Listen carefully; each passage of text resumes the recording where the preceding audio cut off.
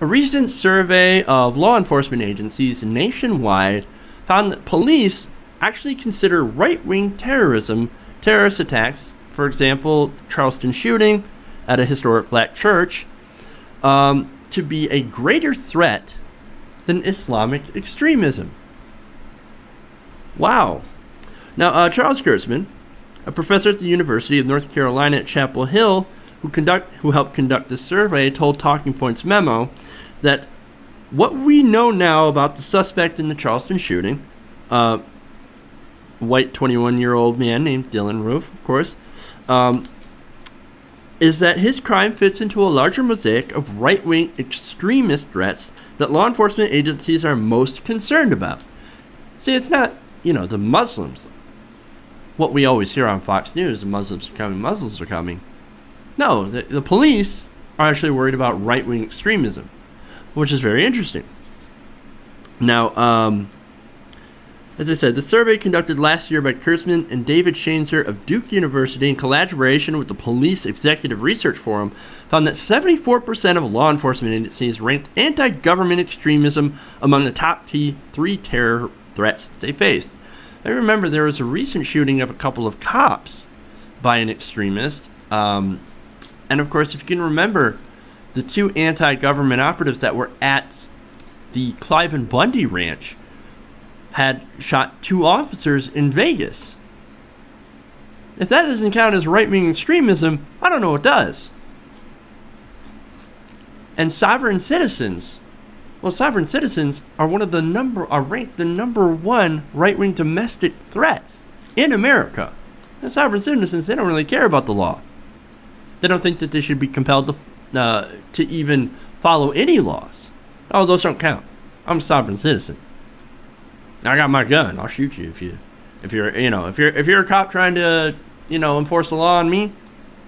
I could shoot you. That's sort of how, at least that's how the more extreme sovereign citizens, I would think, tend to think.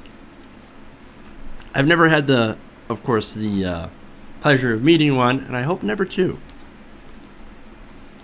But anyway, contrast. Threats linked to groups like Al-Qaeda registered at the same level among only 39% of the 382 agents surveyed.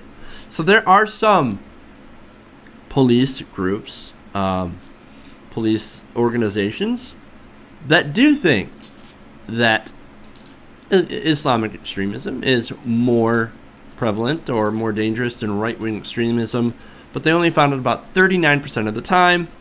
So over 60% of police groups, agencies surveyed, say that no, it's right-wing extremism. That's what scares the crap out of us most. And that's what we need to actually focus on. Well, the federal government, remember, only has one person monitoring right-wing extremism.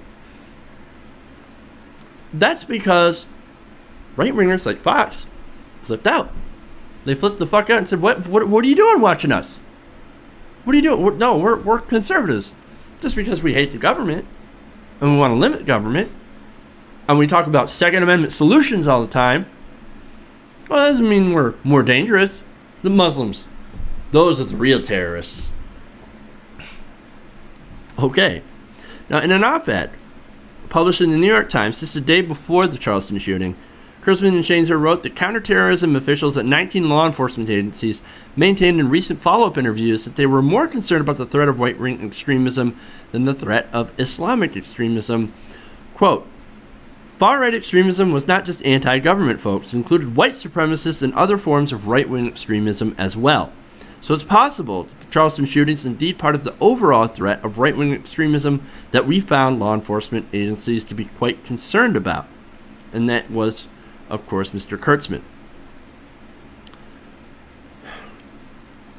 Absolutely. Why are we not looking into it?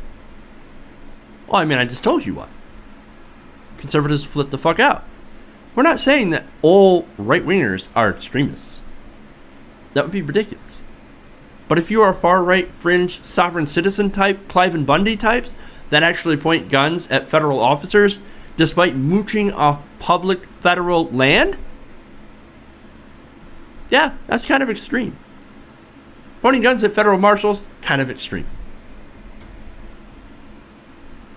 Being a white supremacist and actually carrying out attacks, hate attacks against other groups of people that are minorities and marginalized, kind of extreme.